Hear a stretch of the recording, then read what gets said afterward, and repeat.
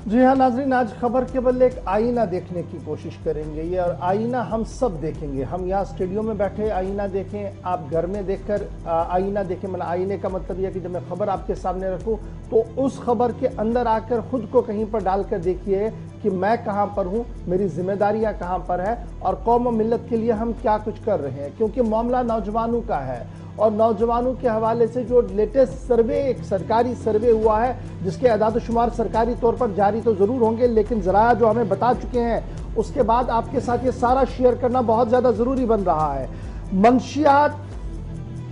नशा जिस भी किस्म का हो, कश्मीर सूबे के अंदर अदाद-ओ-शुमार सामने आए हैं और उन अदाद-ओ-शुमार ने सबकी नींद उड़ा दी है। सरकारी तौर पर जो अदाद-ओ-शुमार सामने आए हैं ड्रग्स को लेकर कश्मीर सूबे के अंदर, उसके तहत यह कहा गया कि 25% अनएम्प्लॉयड यूथ जो है वो बराह रास्त मुलविस है जी ड्रग्स के अंदर। मुख्तलिफ तरीके का वो मंशियात ले रहा है, मुख्तलिफ किस्मों के नशों में वो मुब्तला हो गया है और कम से कम 88,000 माहाना उसका खर्चा है जी इस पूरे मामले पर। बेरोजगार है और 85,000 से ज्यादा रुपया जब खर्च करना है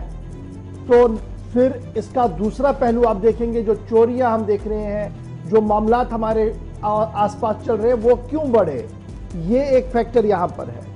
सर्वे किन्होंने किया है ये भी एक बड़ा सवाल है। सर्वे किया Indian institute of medical health and neuroscience और उसके साथ साथ फिर दीगर इदारों ने इसकी शिरकत की है। अगरचे सरकारी तौर पर अभी ये मंशियात की रिपोर्ट आना बाकी है कि किस तरीके से है, लेकिन जो जराया हमें बता रहे हैं कि एक अच्छी खासी तादाद 25% नौजवानों की जो बेरोजगार है वो बराह रास्त इस दलदल में फंस चुके हैं। और जब ये फिगर्स और ये डिटेल्स सामने आएंगी तो मजीद कुछ चीजें भी सामने आएंगी, लेकिन पहले ही ये बात साफ कर दी गई है कि जनाब किस तरीके का माहौल है। 10 अजला कश्मीर सूबे के जो है उन्हें जब आप खंगालेंगे तो पता लगेगा साल 2019 से लेकर साल 2022 के दरमियान हर साल गुजरने के साथ मंशियात के आदी होने के वाले लोगों की फहरिस्त बढ़ रही है। अब इसमें एक और दिल दहला देने वाली बात है, कॉलेज स्टूडेंट्स से लेकर स्कूल बच्चों तक इसकी लत लग चुकी है। स्कूल बच्चे मतलब high school, higher secondary, college और यूनिवर्सिटी, यहां तक वो बच्चे जो अभी जेर तालीम है वो भी इसका हिस्सा है। अब क्या सिर्फ मर्द या लड़का इसमें है? नहीं जनाब, खवातीन की भी तादाद और हमारी बेटियों की भी तादाद इसमें। मैं सिर्फ कश्मीर प्रोविंस की आज आपके सामने यह जिक्र कर रहा हूं क्योंकि ये अदाद-ओ-शुमार जो सामने आ रहे हैं, जो जराया हमें बता रहे हैं, ये एक अक्कासी है मेरे मुल्क की, ये एक अक्कासी है मेरी रियासत की, ये एक अक्कासी है हमारे उस मुआशरे की जिसके अंदर हम रहकर ये कह रहे हैं कि हम पढ़े लिखे हैं, जिसके अंदर हम ये रह रहे हैं और कह रहे हैं कि हम जी उलमाओं की बात को मानने वाले हैं, हम औलियाओं की बात को मानने वाले हैं, हम साधु संतों की बातों को मानने वाले हैं और शायद हम जैसा पाक साफ कोई नहीं है। लेकिन इदारे जो रिपोर्ट बता रहे हैं वो ये बता रहे हैं कि दागदार हमारी जमीन हो चुकी है और अगर आज भी कार्रवाई नहीं की गई तो बहुत देर हो जाएगी। कार्रवाई करने वाले इदारे क्या कुछ कर रहे हैं, डिटेल्स आपके सामने है। शायद ही वो कोई दिन ऐसा हो जिस दिन पुलिस तर्जुमान की तरफ से बयान ना आया हो जिसमें उन्होंने ये ना कहा हो कि आज मंशियात फरोश को गिरफ्तार किया गया, इतनी तादाद में कोरेक्स बरामद कर दी गई, इतनी पॉपी जनाब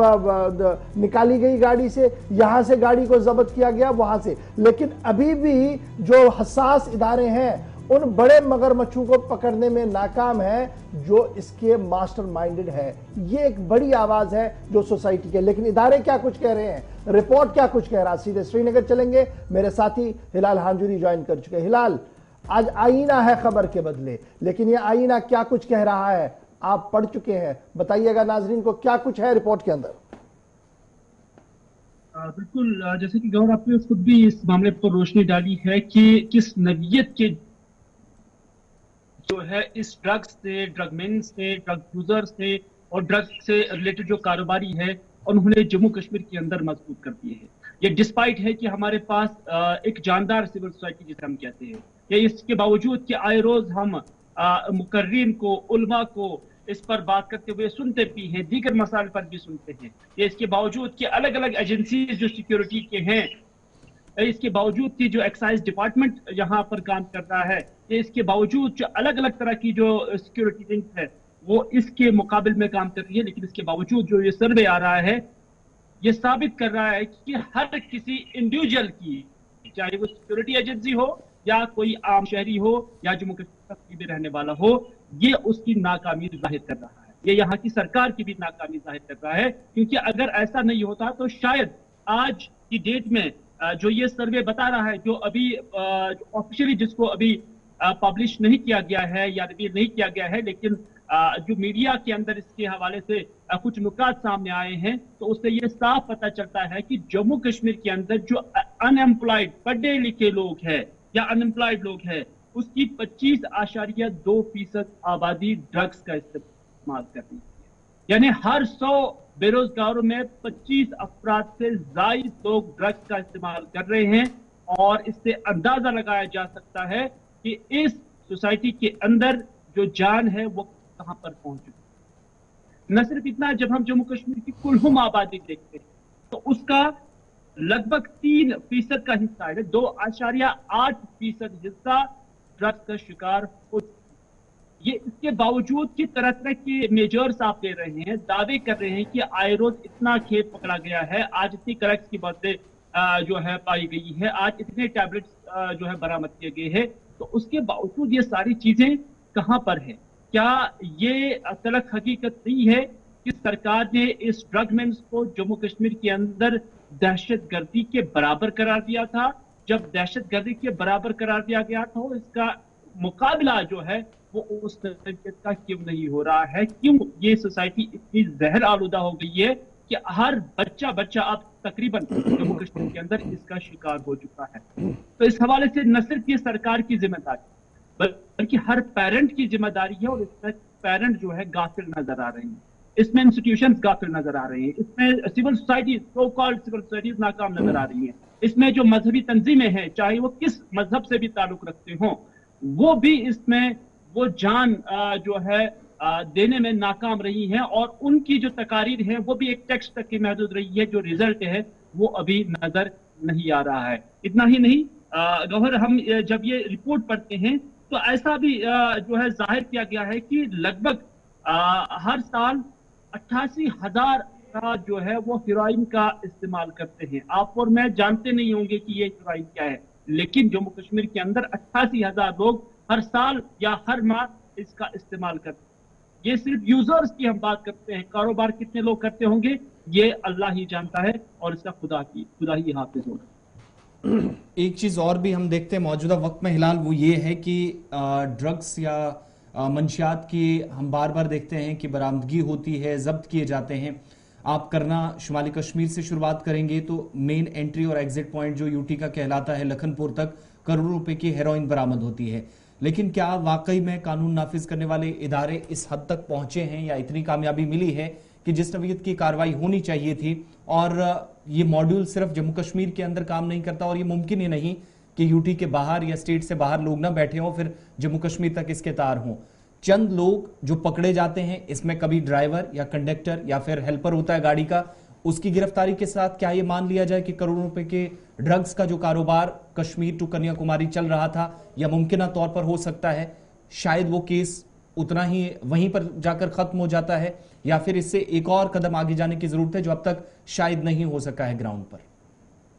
देखिए, इसमें कोई शक नहीं है कि इसमें जो एजेंसीज है और खासतौर पर पुलिस है, उन पर हमेशा जो इल्जाम आता है कि इसमें कुछ लेन और देन की भी बात है। लेकिन पुलिस को छोड़कर जब हम देखते हैं तो एक सोसाइटी का एक कलेक्टिव रोल इस पे बनता है। इस पर सिर्फ एक मखसूस इदारे को फर्ज इल्जाम नहीं ठहरा सकते। उससे पहले कि हम पुलिस पर जो है ये उठाए, और इसका मतलब ये नहीं कि पुलिस के रोल को हम जस्टिफाई कर रहे हैं, लेकिन इतना जरूर है कि हर पेरेंट को पहले ये देखना चाहिए ना, कम से कम उसकी मॉरल रिस्पॉन्सिबिलिटी बनती है कि उसका बच्चा कर क्या रहा है। क्योंकि इस पर ज्यादातर जो डेटा दिया गया है वो 15 साल से 28 साल के दरमियान के जो बच्चे हैं उन्हीं का जो रोल है सबसे ज्यादा बताया जा रहा है। और 19 से लेकर या 15 से लेकर 28 का जो ये एज ग्रुप है, ये गैर शादीशुदा भी होता है, और इस पे ज्यादा जो असर होता है अपने पेरेंट्स का ये होता है। तो इससे पहले कि पुलिस पर, इससे पहले कि किसी मौलाना पर, इससे पहले कि किसी और सिविल सोसाइटी पर हम ये जो है उनका दामन पकड़े, तो मैं समझता हूं कि पेरेंट को पहले खुद देखना चाहिए कि उसके बच्चे का व्यवहार क्या है। क्या जब एक पेरेंट अपने बच्चे के अंदर वो सिम्टम जो ड्रग्स करने वाले बच्चे के अंदर पाए जाते हैं, जब अपना पेरेंट इस चीज को मॉनिटर नहीं कर पाएगा, तो फिर वो पेरेंट सोसाइटी को, वो पेरेंट पुलिस को, वो पेरेंट किसी मौलाना को, वो पेरेंट किसी साधु को उसका गिरबान नहीं पकड़ सकता है, क्योंकि शुरुआत उसको अपने घर से करनी है, और वो अपने घर से ये लातोलाल कर रहा है। नतीजा ये है कि फिर जो सेकेंडरी और टर्शरी लेवल के जो फिर इदारे हैं या जो फिर सोसाइटी है, उन पर वो भी इसमें थोड़ी सी डील देते हैं, क्योंकि जब पेरेंट्स अपने लेवल पर ये डील देते हैं। चलिए, बहुत शुक्रिया जी हिलाल हमारे साथ ज्वाइन करने के लिए। नाज़रीन, अगर आपको कभी फुर्सत मिले ना, तो वादी कश्मीर के अंदर या जम्मू के अंदर जो ये नशरियात हमारी देख रहे हों, वो ज़रूर कभी अपने घर से बाहर आकर उन मराकज़ की ओर जाएं और देखने की कोशिश करें कि किस कस्म पुरसी के हालात में लोग वहाँ पर आते हैं, और रिहेबिलिटेशन सेंटर्स के अंदर जब वो रहते हैं तो किस तरीके के बयानात उनके होते हैं, कैसे वो अपनी वो दर्द भरी कहानी बताते हैं। हमारी नज़र में बहुत सारे इंसिडेंट्स हैं, बहुत सारे केसेस हैं जिनको हमने देखा है, बड़ा क्लोजली मॉनिटर किया है। कई बार रिहेबिलिटेट होने के बाद भी वापस वो इस दलदल में फंसते हैं। कुछ जिम्मेदारियां हमारी हैं, कुछ आपकी हैं। हम सब ने मिलकर इस मुसीबत से रियासत को निजात दिलाना होगा। फिलहाल बढ़ते हैं।